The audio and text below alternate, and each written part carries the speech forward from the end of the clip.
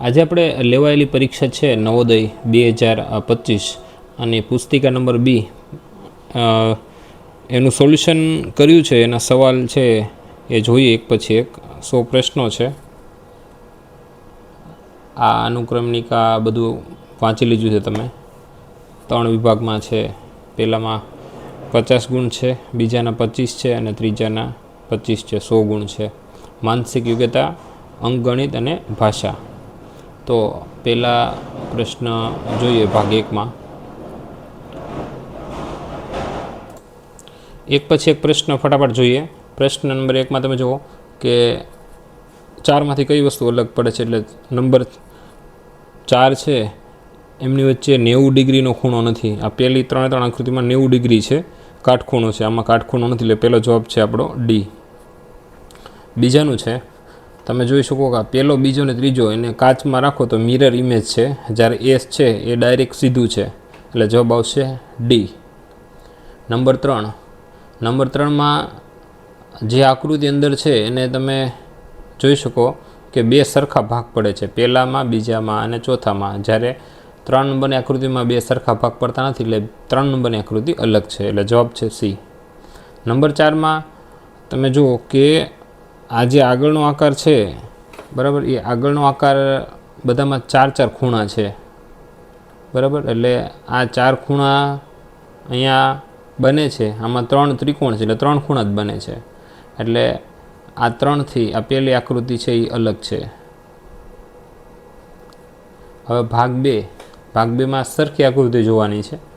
પ્રશ્ન છે અહીંયા ડાબી સાઈડ ને જમણી બાજુ ઉત્તર છે. તો પહેલામાં છે, પહેલી આકૃતિ છે 5 નંબરની, એમાં એનો જવાબ આવશે સી.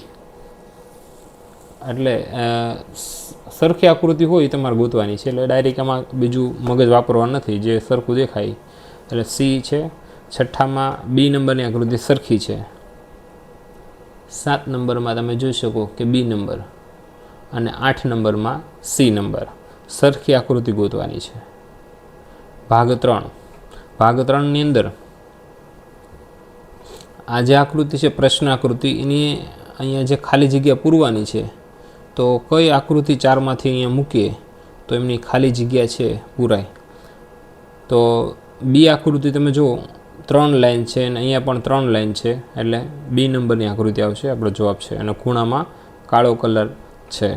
એટલે નંબર 10 છે એમાં તમે જોઈ શકો સી નંબરની આકૃતિ છે, એની બંધ બેસતી છે, એટલે આપણો જવાબ આવશે નંબર સી. બાકીની બધી વસ્તુ 3 છે અલગ છે. નંબર 11માં ડી આકૃતિ છે, ડી કોન એ આવશે. આ બાકી બધા ત્રાસા છે. પહેલો 3જા નંબરનો ત્રાસો છે. તમે જોઈ શકો કોન છે એનો ડાયરેક્શન જુઓ, આ સાઈડ આપવાનું છે, ઉપરની સાઈડ, અને નીચેની સાઈડ આવો કર્વ નથી, આ સાઈડ છે. એટલે એવું કઈ બાજુ છે તો એવું માત્ર આ સાઈડ છે ડીની અંદર, બરાબર. એટલે જમણી બાજુ આમ કર્વ આવે છે એવો માત્ર ડીની અંદર છે. નંબર 12માં તમારે ચોરસ અહીંયા લાઈન છે પૂરી કરવાની છે. લાઈન તમે જોઈ શકો કે અહીંયા આ લાઈન છે આમ પૂરી કરવાની છે. એવું ક્યાં આવશે તો કે એ માત્ર અહીંયા જ છે, એટલે તમારો જવાબ રહેશે ડી.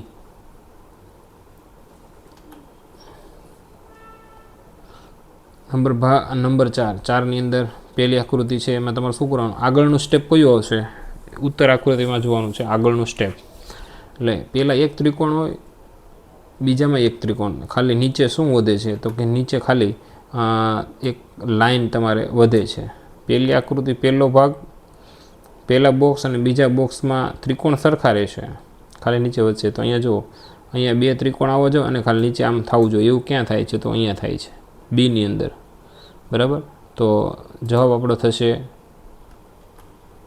બી. નંબર 14માં જે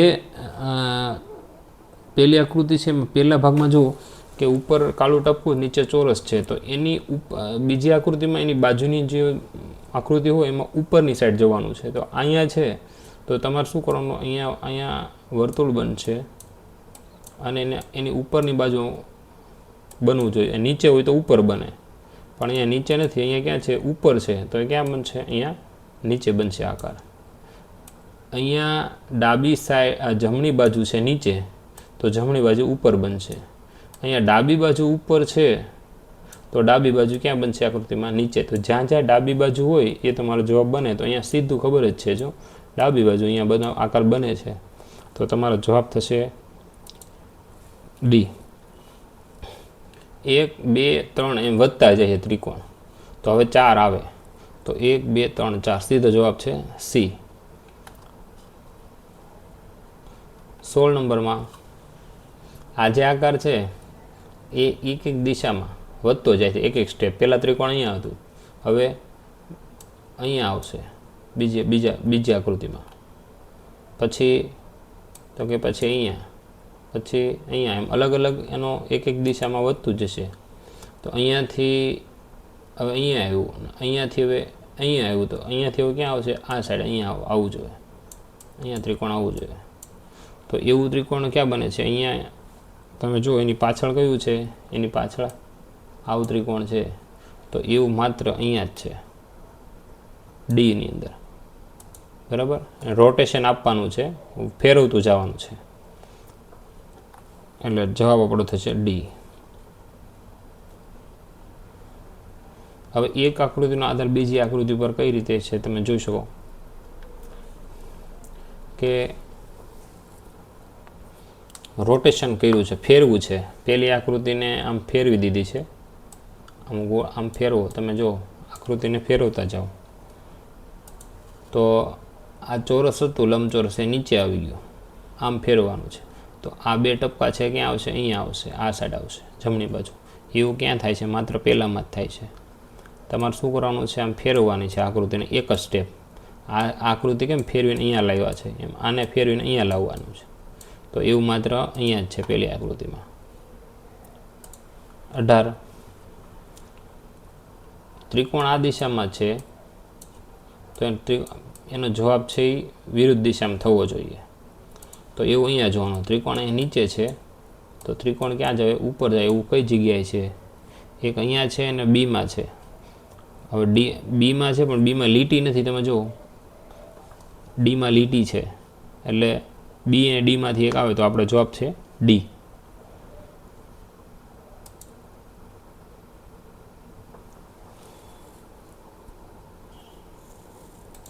નંબર 19, તીર જે દિશામાં છે 3 તીર, તો બીજી આકૃતિમાં શું થઈ જાય છે? સામે આકૃતિમાં 2 તીર, એક ઘટી જાય છે.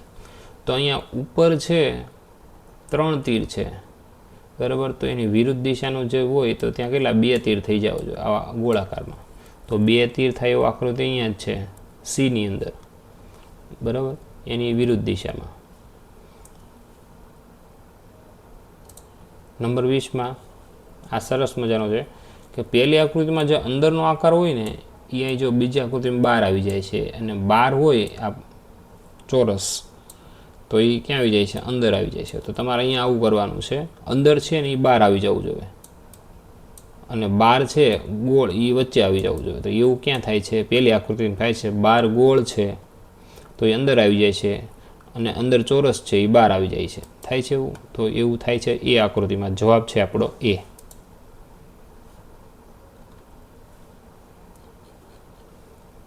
હવે એકદમ સરસ મજાની ઇઝી છે. 21 નંબર, જે આકાર આ જે ચિત્ર છે અંદર બેસતો હોય એ ડાયરેક્ટ સિલેક્ટ કરી લેવાનો છે. તો જો પહેલી આકૃતિમાં એ નંબરનો આન્સર છે, મેચ થાય છે. આવો ખૂણો છે, શેપ છે. પહેલો જવાબ એ છે. બીજામાં બંધ બેસતો તો કે બી છે, બાકી કોઈ આડાવડા આકાર છે. આ એકદમ સરસ મજાનું છે, ડાયરેક્ટ વિદ્યાર્થીને આવડી જાય એવું. નંબર 23માં શેપ મળતો આવતો હોય, ખૂણા 2 પડતા હોય એવું આવો ડુંગર, તો બીમાં છે. બીજે કે એવું નથી, અલગ અલગ છે. ઊંધું છે, અહીંયા એક છે, અહીંયા ચોરસ જેવું છે, એટલે એક્ઝેક્ટ બી મળે છે. 24માં તો કે અર્ધ વર્તુળમાં આમ આવો શેપ ક્યાં બને? તો કે માત્ર બીમાં બને, બાકી બધા આડાવડા છે. એટલે જોઈને જ ખબર પડી જશે, એટલે જવાબ આવશે બી. હવે આ છે મિરર ઇમેજ. કાચ રાખી કાલ્પનિક વિચારવાનું છે પરીક્ષામાં તમારે. એટલે જવાબ પહેલાંમાં જો બાજુ મિરર રાખશો તો કેવું દેખાશે? તો આપણો જવાબ પહેલો આવશે બી. બીમાં સાચું પડશે. 26 આવશે તો 26 પણ બી આવશે, 27 બી આવશે. એ જુઓ 1 2 3 4, તો અહીંયા 4 હોય ત્યાં આવે અને વી જેવું છે આકાર, તો વી જેવો આકાર અહીંયા બને છે તો વી આવશે. હવે 28 સરસ છે, ટી છે તો અહીંયા ટી, વી છે તો વીનો વી જ રહેશે અને ટીનો અહીંયા ટી થશે, એટલે આપણો જવાબ એ થશે. ઊંધો કંઈ બનશે નહીં. આ થોડુંક ટ્રીકવાળું અઘરું છે, વિચારવું પડે. કાલ્પનિક તમારી પાસે કાગળના ટુકડા હોય તો આપણે ફોલ્ડ કરી અને કરતા હોઈએ એના આધારે છે. તો આ થોડુંક ટ્વિસ્ટવાળું છે, એટલે આમનો જવાબ થાય 29માંનો તમે ફોલ્ડ કરશો એટલે સી આકૃતિ છે એ બનશે. અહીંયા ફોલ્ડ કરશો અને ખોલશો એટલે સી આકૃતિ બનશે. 30માં ઉપરથી કટ કરો એટલે આમ ખોલશો તેમને વિચારો કાલ્પનિક, તો 2 ત્રિકોણને આવું બને છે અર્ધ ગોળ, તો એ બીમાં બનશે. 31માં ત્રિકોણને કટિંગ કરશો, ત્રિકોણ કરી ફોલ્ડ કરી અને તો 2 બાજુ ચોકડી લાગશે અને વચ્ચે જે કટિંગ કરો છો બરાબર, એટલે ફોલ્ડ કરીને ખોલશો એટલે આવું ષટકોણ આકારનું બનશે. જ્યારે આવું બનશે નહીં એટલે બીજી આકૃતિ છે સાચી પડશે. 32માં આવશે ડી, અને પહેલાં ઉપર ફોલ્ડ કરવાનું, પછી સાઈડમાં ફોલ્ડ કરવાનું, પછી થોડો ખૂણા કાપી નાખશો. 4 ખૂણા કાપલે 4 ખૂણે આવું કટિંગ થાય એવું તો ડાયરેક્ટ ખબર પડી જાય. એટલે આમાં કાચ ટાઈપનું નથી પણ ડાયરેક્ટ ખબર પડી જાય એવું છે કે ડી જવાબ છે આપણો સાચો છે. હવે આ પણ સરસ મજાનું છે, ભાગ 9 છે, એકદમ ઇઝી છે. આ કટકા છે કાગળના ટુકડા, એને ભેગા કરી તો કેવો આકાર બને તમારે 4માંથી કહેવાનું છે. તો પહેલામાં સી બને છે, બીજામાં બી બને છે, ત્રીજામાં બી બને છે. આ જે આકાર છે ને તમે જોઈ લો, આમાં મેચ થતો હોય ને એવું ખબર પડી જ જશે ઇઝી ડાયરેક્ટ. અહીંયા કોન જેવું બને છે, અહીંયા આ રાઉન્ડ જેવું છે તો અહીંયા બને છે, ઇઝી પડી જશે. 36માં એ, 36માં બીજા પણ આપણને સરખા લાગે પણ તમે જુઓ જે ઘેરાઓ છે આ જે એલ આકારનો શેપ, એવો જાડો એલ આકારનો શેપ અહીંયા જ છે અહીંયા છે પણ બધા નાના પાતળા અને જાડા છે. અહીંયા તમે જુઓ અહીંયા જાડો ભાગ, અહીંયા પાતળો ભાગ, અહીંયા પણ એવું થાય, અહીંયા જાડો ભાગ, અહીંયા પાતળો ભાગ, એટલે આપણો જવાબ થશે અહીંયા એ. આ એકદમ ઇઝી છે. ભાગ નંબર 10માં અહીંયા જે શેપ આપેલો છે પ્રશ્ન આકૃતિ, એવો શેપ અંદર કંઈક બનતો છે 4 આકૃતિમાં, તો તમે જુઓ બીની અંદર બને છે, આ શેપ અંદર આવી જાય છે બરાબર, એટલે બી. આ ઝેડ જેવો શેપ આ બાકી 3માં નથી આવતો, બીની અંદર આવી જાય. અહીંથી આમ તમે હાંકો તો અહીંથી આમ કરીને આમ ઝેડ જેવો શેપ આવી જાય છે. 39 અને 40માં તો 39માં એસ આવી જાય છે, અહીંથી આમ હાંકશો તમે એટલે એસ આવી જાય છે. અને અહીંયા 40માં વાય આખો આવી જાય છે અને સાઈડમાં આવે, એટલે આપણો જવાબ આ બંનેમાં તમે જોશો આમાં બી આવશે 39માં, 40માં આવશે એ. હવે થોડુંક ગણિત ઉપર છે, તો ગણિતના પ્રશ્ન સોલ્વ કરવા માટે તમારે થોડુંક મગજ વાપરવું પડશે. તો આનું સોલ્યુશન પણ મેં સાઈડમાં કરેલું છે, પણ એના જવાબ જોઈ લો તમે. 0.2 અને 0.03નું ગુણફળ કેટલું છે, તો એનો જવાબ હશે 0.066.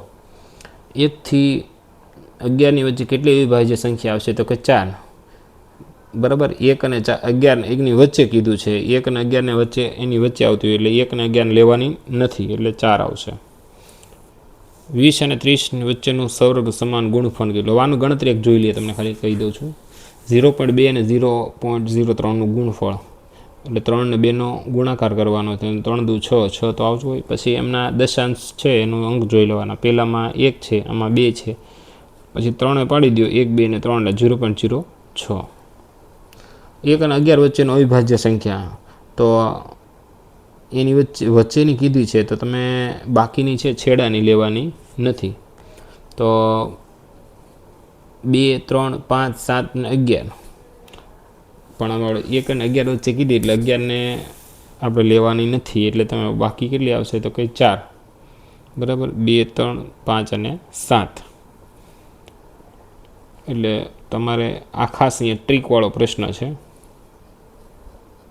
પછી છે 20 અને 30નું મોટું સમાન ગુણખંડ કયું છે, તો તમે જોઈ લો બેનો હાઈએસ્ટ કોમન ડ્રાઈવર એટલે કે મોટો સમાન વર્ગખંડ સૌથી મોટો 10 છે બેનો મોટા મોટો.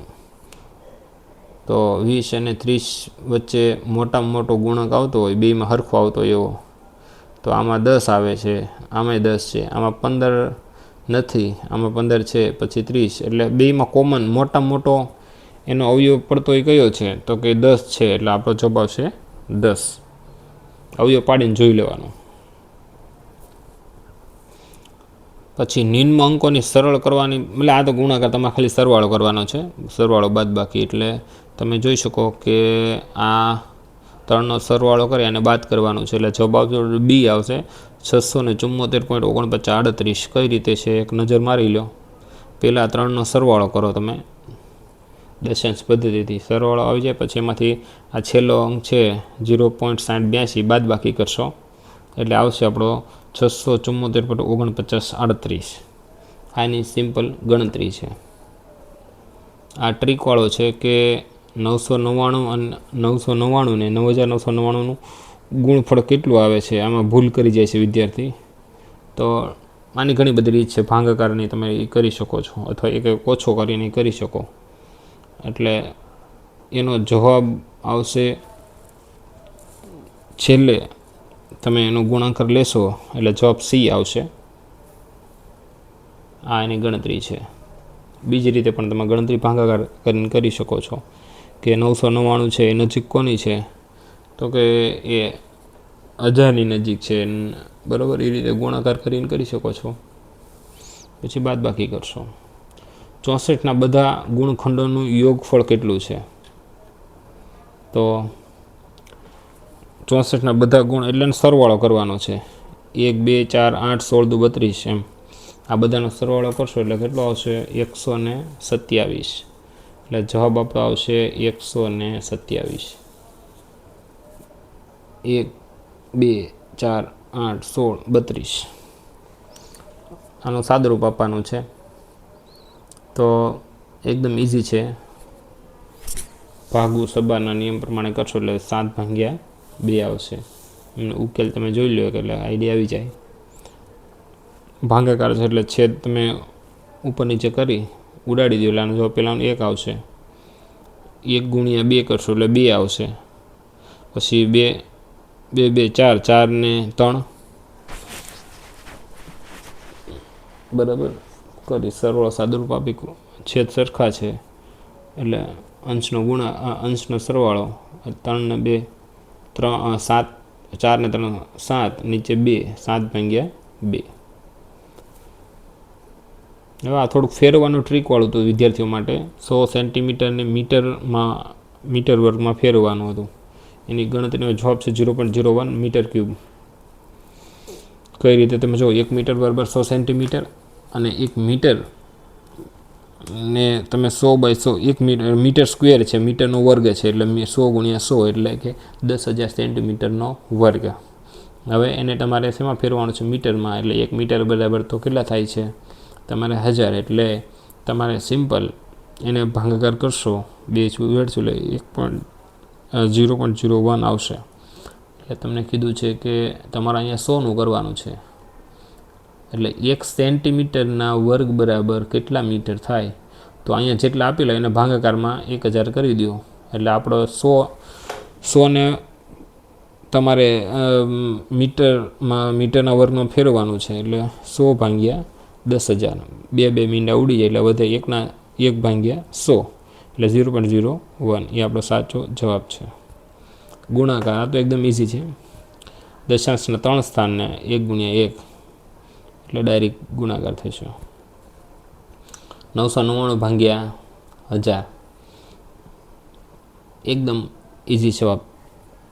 1 પોઈન્ટ દશાંશનું ચિહ્ન છે 1 2 3 સ્થાન ફેરવીને ડાયરેક્ટ જવાબ આવશે. જવાબ આવશે સી 0.99. 0.238નું અવિભાજ્ય રૂપ કયું છે છેલ્લામાં છેલ્લું, તો 119/500. કઈ રીતે, તો 0.238 દશાંશ કયું છે 1 2 ને 3 એટલે 1 2 ને 3 એટલે 1000. 238/1000 અડધા અડધા કરશો એટલે 119 થશે. આના અડધા કેટલા થશે? તો કે 500 થશે. હવે ભાગ તો કે હવે ભાગ નહીં હાલે, એટલે 119 ભાગ્યા 500 છેલ્લામાં છેલ્લું અવિભાજ્ય એનું સ્વરૂપ છે. હવે ગણતરીવાળા છે કે એક બોક્સમાં 500 ઈંડા હતા, તેમાંથી 3 ભાગ્યા 25 ઈંડાઓ તૂટેલા નીકળ્યા. કુલ ઈંડાઓ 1/5 ભાગના મહેમાનોએ રાખી લીધા. શેષ વધેલા ઈંડાઓની સંખ્યા કેટલી?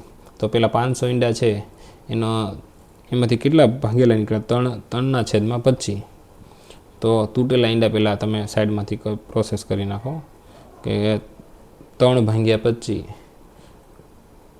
ગુણ્યા 500 એટલે 60 ઈંડા. તૂટેલા ઈંડા 60 છે ને સાઈડમાં કાઢી લો.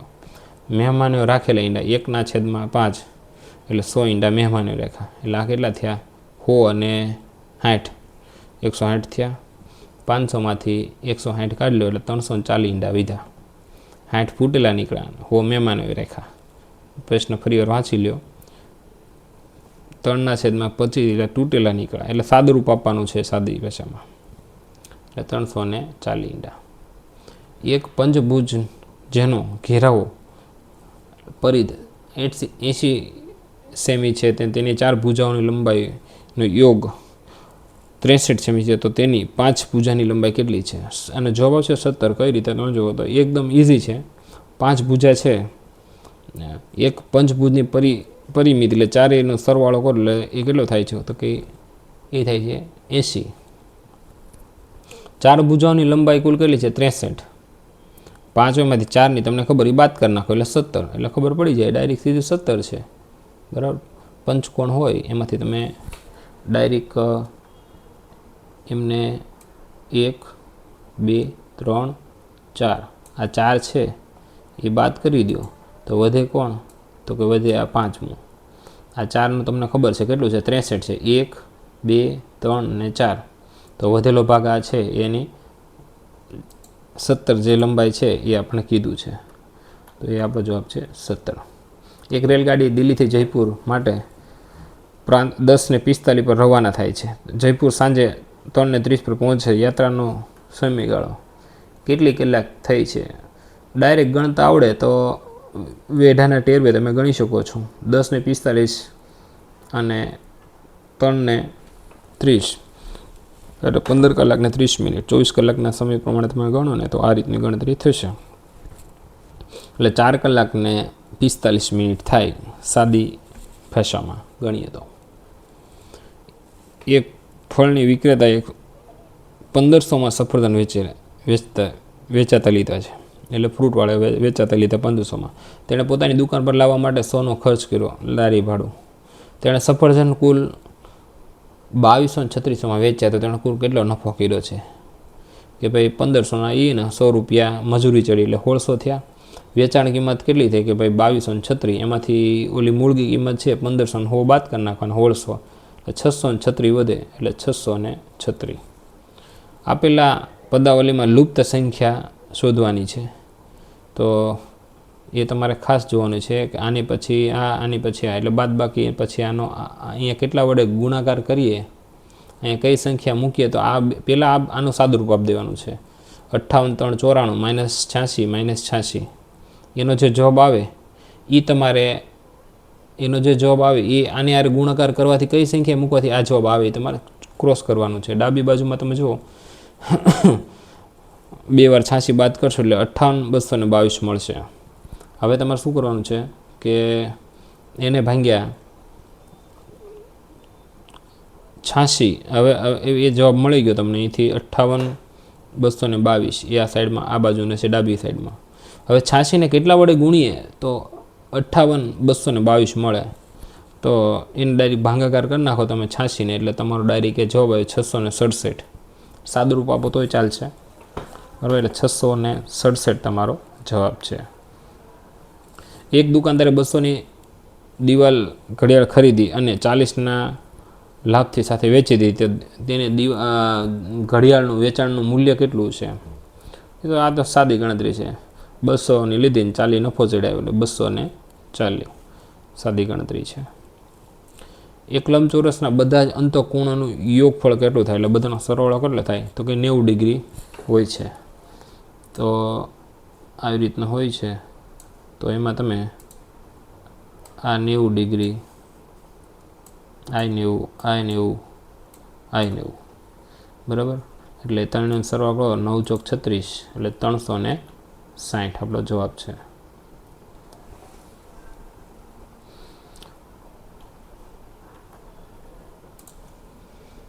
હવે આ પરિવારને તમે જુઓ, 115નો પરિવાર છે.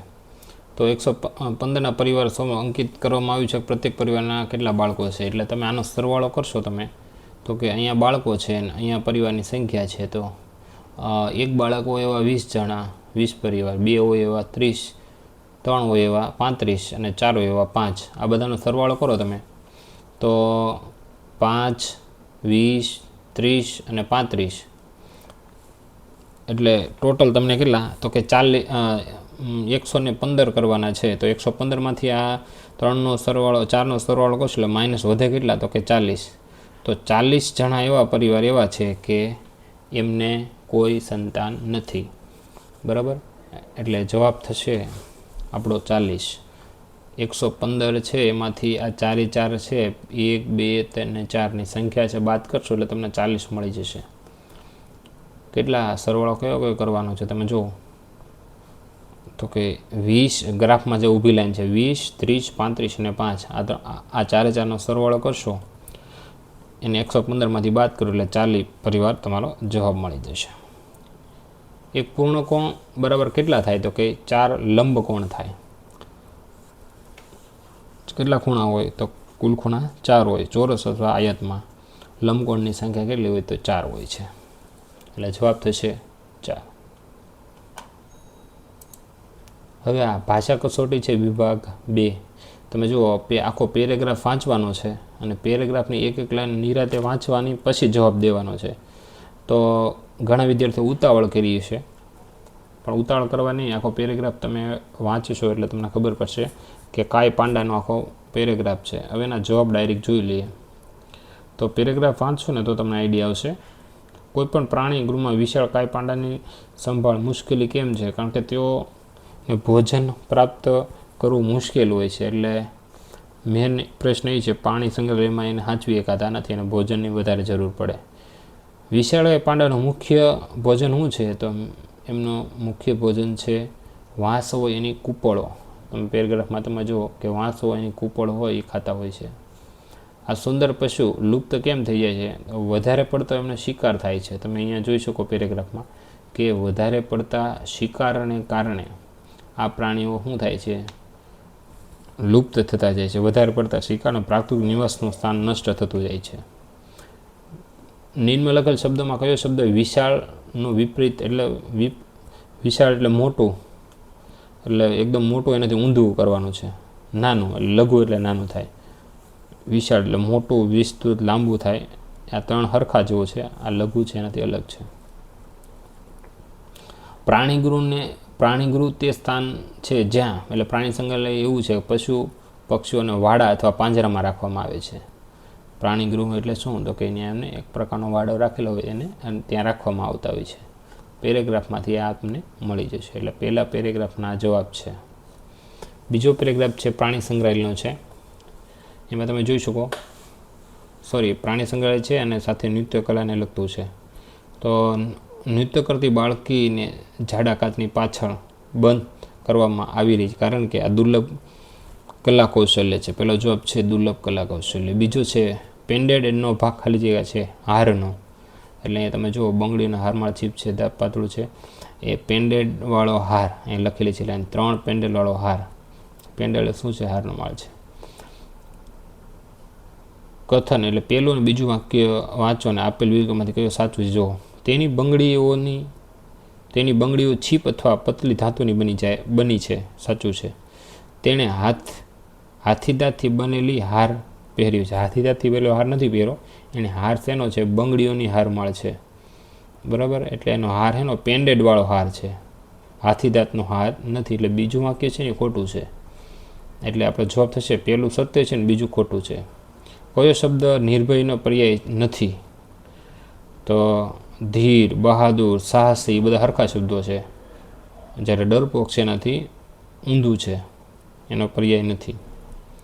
કલા કૌશલ્યનો અર્થ ખાલી જગ્યા છે, મનુષ્ય દ્વારા બનેલી કળાનો નમૂનો છે. હવે નંબર 3 નંબરનો ફરક છે. સોનમ દુકાનની પ્રદેશ નવી સાયકલ લઈને, આ સોનલ છે એને દુકાનમાંથી પ્રદેશ નવી સાયકલને ધ્યાનથી જોઈ રહી હતી. નવી ચમકતી લાલ સાયકલને જોઈ આશ્ચર્ય પામી. તેને પિતાએ જોયું, તેને જોઈને લીધી. આ એકદમ સરસ મજાનો અને એકદમ ઇઝી છે, તો એનો જવાબ ડાયરેક્ટ આપણે જોઈ લઈએ. સોનમ પોતાના ખાલી જગ્યાની સાથે દુકાનદાર ગઈ હતી. તો સોનમ છે એના પિતાની હારે ગઈ હતી. તમે જોઈ શકો પિતાની હારે ગઈ હતી, અહીંયા પિતાની સાથે ગઈ હતી. સોનમ દુકાન પર ચમકતી ખાલી જગ્યા કલરની સાયકલ, તો અહીંયા લાલ સાયકલ જોઈને આશ્ચર્ય પામી હતી, એટલે લાલ. સોનમ માતા પિતાએ તેની નવી લાલ સાયકલ શા માટે આપી? કારણ કે શું હતો એમનો? સોનમનો શું હતો? જન્મદિવસની ભેટ. અહીંયા તમે જો સોનમના જન્મદિવસની ભેટ. સોનમે પોતાની ખુશી કઈ રીતે વ્યક્ત કરી? કીધું કે અહીંયા મા બાપને ભેટીને, એને ભેટી પડી. છેલ્લી લાઈનમાં છે મા બાપને ભેટી પડી. આશ્ચર્ય પામી ગઈ ગિફ્ટ જોઈને, એટલે શું થઈ ગયું? વિસ્મિત થઈ જવું. આશ્ચર્ય પામી એટલે વિસ્મિત થઈ જવું.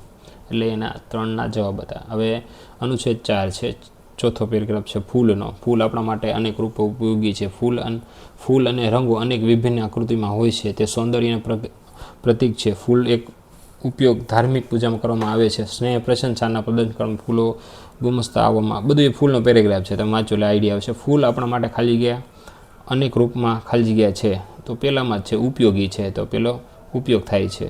ફૂલ ખાલી જગ્યા મળે છે અનેક રંગો અને આકૃતિમાં, ખાલી રંગો ન આવે. ફૂલ અનેક રંગો અને વિભિન્ન આકૃતિમાં જોવા મળે છે. બીજી લાઈનમાં છે જવાબ. ફૂલનો વ્યવહારિક ઉપયોગ ચા, અત્તર, સૌંદર્યના બધામાં છે. નીચેનો પેરેગ્રાફ તમે જો, ફૂલનો વ્યવહારિક ઉપયોગ પણ થાય છે. તેનો ઉપયોગ અત્તર, ચા, સૌંદર્ય, પ્રાધાન્યમાં થાય છે.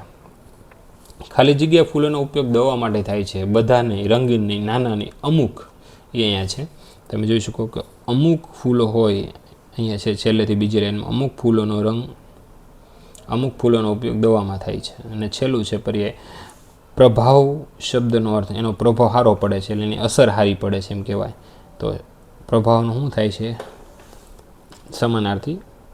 તો કે અસર થાય છે. તો અહીંયા પેપર છે એનું સોલ્યુશન પૂરું થઈ જાય છે. આભાર. જો વિડીયો સારો લાગે તો લાઈક કરી દેજો, અને ચેનલને પછી સબસ્ક્રાઈબ કરવાનું ભૂલતા નહીં. તમારા મિત્રો જે પણ હોય ને સોલ્યુશન બાકી હોય, જે ન થયું હોય, તો એને બધા સ્કૂલનું ગ્રુપ હોય કે ટ્યુશનનું હોય કે બધા મિત્રો હોય એને આ શેર કરી દેજો અને મોકલી દેજો, એટલે એની સોલ્યુશન થઈ જાય. કેટલા માર્ક આવે છે તમારે જો આડાવળી પેપરની સિરીઝ હોય ABCD, તો આ બીનો છે, તમારા આડાવાળા જવાબ કદાચ હશે એ એક જોઈ લેજો. બાકી પ્રશ્નોના જવાબ તો આ જ રહેશે.